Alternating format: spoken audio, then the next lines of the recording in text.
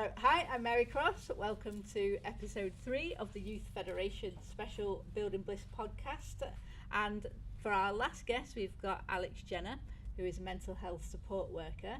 She's got a degree in psychology, I believe. And she's got some fantastic ideas for the sort of podcast that she would like to launch herself. So what was your first idea, or the one that sort of spoke to you the most? So I was looking at all the ideas that I sort of had, and I just kind of thought, how can I encompass them all? And I just kind of thought, well, it's the evolution of you, like growing up, deciding that actually I don't agree with that anymore, or I want to change how I do this, or I want to get into this, I want to learn something new, and just this sort of joy of figuring out who you are, what you want to do, where you want to go, and how that it's okay to change your mind and just sort of learn as you go along. And whilst that means that you might have to lose some people in your life, hopefully most people, and I've been really lucky in this respect, that a lot of people want to grow with me or want to stay in my life and say things to me like, I'm really happy that I get to know this version of you too. So that was sort of the sort of concept that I sort of had. I to like that. everything. Because there's a great meme that says, I can't remember now, something like the true friendship is someone who loves every version of you. Yes, exactly. And I love it when I see that on social media and I send it to my friends and all that kind of stuff. And the same goes for them as well. I like sort of say to them, I can notice a difference in you. I've noticed that you've been working on this and all of that, and it opens up that conversation to. I think there's a pressure to, once you've made a stance on something, to stick to it. Otherwise, you're like, oh, I'm not authentic because I've not stuck to it. And like, it's okay to change your mind. It's okay to have read something else and go, oh, actually, that's changed my mind a little bit on that. Yeah, I think the world would be a lot better place if people accepted there were times they should change their mind. And actually admit times of ignorance. And there's periods of time in life where you look back and go, oh, I wish I'd known better then. And it's an element of not looking back on yourself negatively, but holding yourself with self-love and compassion, and realising that you were doing the best that you could at the time with the information you had at the time, knowledge you had at the time, and it's okay to sort of not agree with that version of yourself anymore, and to have grown from that place. And that's actually the biggest thing. It's the growth, and also that, okay, here's where I am now, where do we go from here? Yeah, I think that's great. And I think, like you say, especially as young people, we get very wedded to a particular idea or a tribe or even a fashion sense, to be frivolous about it, and then think, oh, well, I can't change now because everybody knows me as this. I in myself, I would say that because I was known as a drinker. I always call myself Fun Time Bobby from Friends. Oh, so yeah, I was 2 drinks Alex, like one in each hand. Yeah, but then you're like, oh, well, everybody knows me as that now. So then it's a big shift for people to relearn how they know you, isn't it? 100% that shift. Like, we were talking earlier about the shift from choosing to drink to choosing to go alcohol free, and sort of enjoying that, and the sort of the reasons behind that and all that kind of stuff. Yeah. Really positive. So how would you bring in elements of your psychology training into your podcast, do you think? Oh, definitely. Yeah, there's sort of encompassing the whole side of it, of the holistic therapies, the mindfulness, the science, psychological based therapies. I would encompass all of that, and they sort of all interweave beautifully. I think there's people that argue that they're very, holistic therapies and science-based therapies are very oil and water. I disagree. I think it's beautiful to have the aspects of both, and you get when you're talking about things like this, you can get sort of like those sort of like little questioning looks when you're like, okay, you've got a psychology degree, but you're into your mindfulness and your crystals and your moon phases. How does that work? And I'm just like, don't knock it till you try it. Yeah. And also, have you seen that part of Pirates of the Caribbean where this person hands Captain Jack Sparrow a jar of dirt, and he's like, well, what's this? She's like, well, it's going to help. And he's like, yeah, but it's just a jar of dirt. And she's like, well, if you don't want it, I'll have it back. And he's like, no, I'll keep it. So it's one of those things that if it works for you and you're not causing harm to anyone else, then what's the harm in it? And I love the beauty and freedom of not being so strictly regimented in my view or opinion of one thing in particular, that I get to enjoy elements of all sorts of things. I think that's a much better way to live. Definitely. Well, I've found on my own healing journey that I've gone well into one particular thing, and then all of a sudden I'll find myself almost being repelled by it, but it did the job for that phase of life. And so that fits in lovely with your, well, I've got to this part, I've grown, and now what's the next phase? Exactly. And there's that element of, depending on what it is, what the context is of getting into something. For example, when I was trying to eat more plant-based, and I sort of came into contact with people who were so regimented that they were actually very unwelcoming. Or, you know, for example, I made a meal and sort of said, what do you guys think of this? And they absolutely slated it online. And I was like, do you know what? This is why people aren't vegan.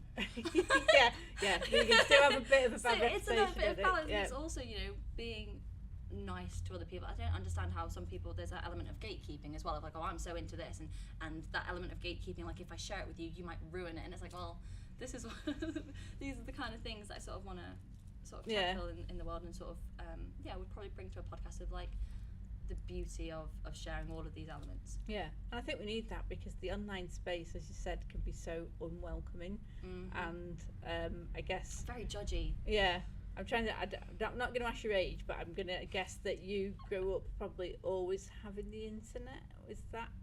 Are you a millennial? Yes and no. I'm technically on the cusp of millennial and Gen Z. Right. I actually googled it the other day and I was like, can't believe I'm Gen Z, I'm raging, I want to be millennial. Right. And a lot of people say to me, oh, Alex, you're so wise for your age, and it's I have a lot to thank for that from my older sister. Yeah. She's 14 years older than me. Right. And that had a massive influence on my upbringing. Yeah. In terms of I was around her when she was, you know, I grew up sort of, you know, her looking after me, babysitting when mum and dad needed someone to. And so I was always around, and very much older sibling.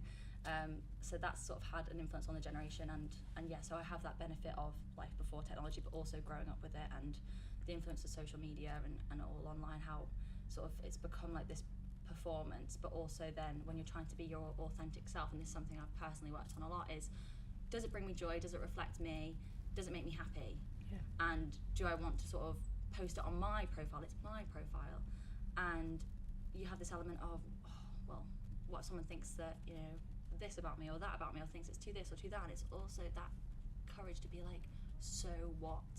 This element of, what if somebody thinks it's cringy? What if somebody thinks it's too this or too that or the other?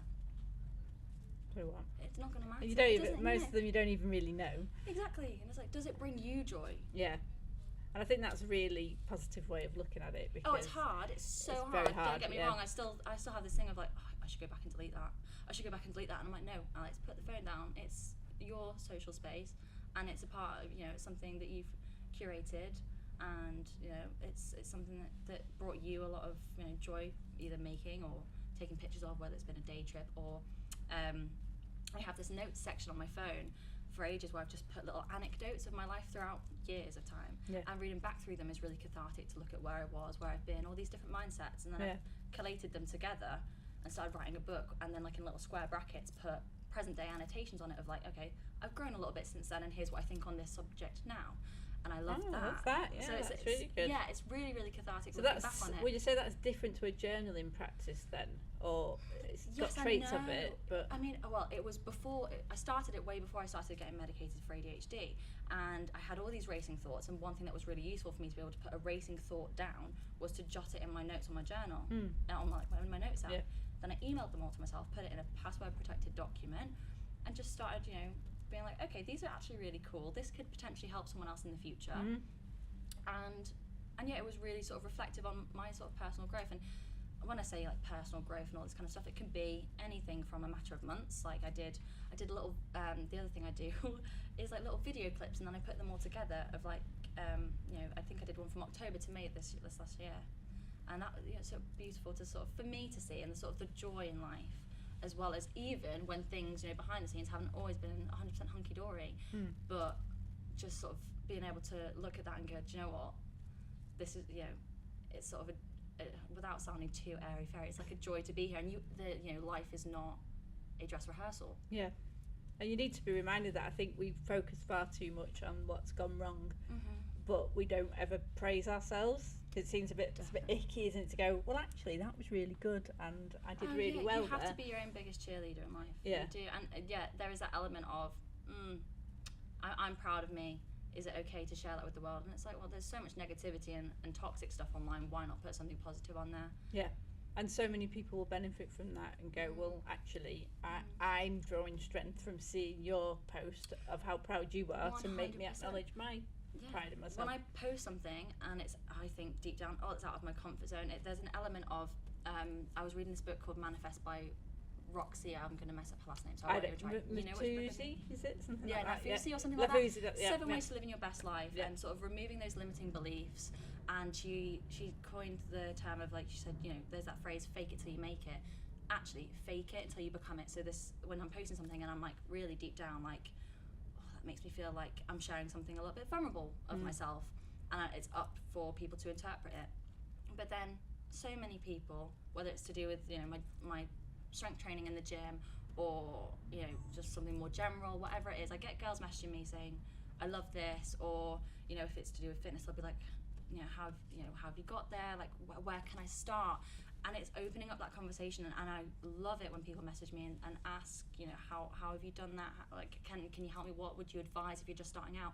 And then, you know, I love that they've come to me, because I'm like, yes, let me give you some tips on small, sustainable, measurable changes that you can make to get started, because, you know, particularly with fitness, if we're going down that route, so beneficial for mental health and just self-esteem, body confidence, all of that in general. I actually did my dissertation on the effect of exercise on mental health and well-being. And then, but, you know, people have that tendency to go, oh, they're doing that, so I'm going to do absolutely every single one of the things they're doing right now, starting tomorrow, and not even slowly. So one of the things I go is, do not do everything whole hog straight away.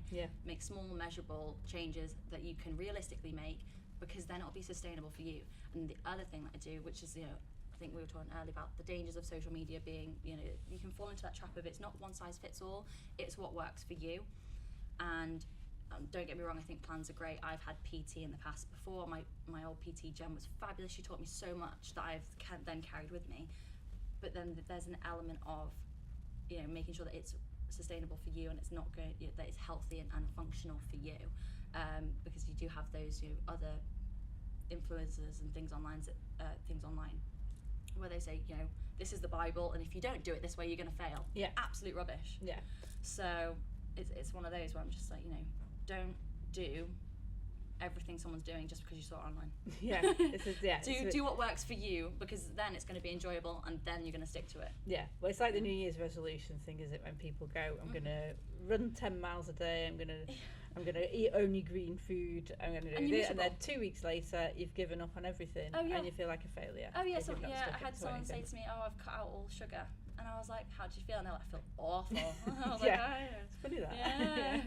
And then I was like, yeah, well, have a little bit of sugar, do you good. And you know, life is also for living enjoyment, and there is an element of, okay, yeah, sure, maybe I shouldn't eat that or this or that and the other, but also life is too short to not enjoy food. I've had the whole extreme of teenager being really extremely overweight, like very, very unhealthy, to the other end of being scared of bread, like had, like, you know, full-blown non-specified eating disorder habits going on, a little bit concerning, underweight, all of that kind of stuff. So I've had those two polar opposites to then where I am today, where in the middle, strong, healthy, healed relationship with food, that kind of thing. So that sort of mindfulness as well.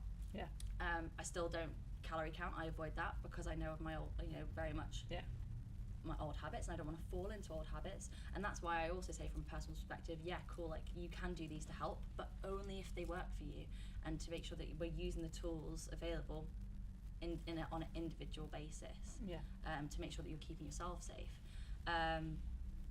So yeah, it's one of those where I've had all those sort of ranges. So that's why that's the other thing with social media, is making sure that whilst you're putting something out joyfully, that if, like, that's why I'm happy when people speak to me about something I've posted, or if they want advice, because I'm very much like, you know, there's a concern that if you do something too strictly, that then it becomes dangerous. It becomes an addiction rather than a healthy habit. Exactly. I mean, I remember one day, I think me and my twin had been out partying in uni, and I'd woken up very, very unwell. And she came downstairs, and I was by the toaster making a slice of toast, and she went, the spell is broken, she's eating bread. And that was a moment for me where I was like, yeah, I need to sort that out. So there's all sorts of things and anecdotes that I'm sort of looking through, and that I'm sort of trying to piece together. And as I speak to more people about what I'm writing and all this kind of stuff, then more ideas come to surface and more conversations I have sort of build on that. So brilliant. And then I was invited here today, and I was like, that is fate. I love it. So well, it sounds like you've got a lot of wisdom to share, so I really hope you do actually push the button and get your podcast launched. I would love to. Yeah. And hopefully we are definitely going to welcome Alex to the Building Bliss podcast as a full guest on that as well. So Please do. stay tuned. So thanks, Alex. That was brilliant. Cheers.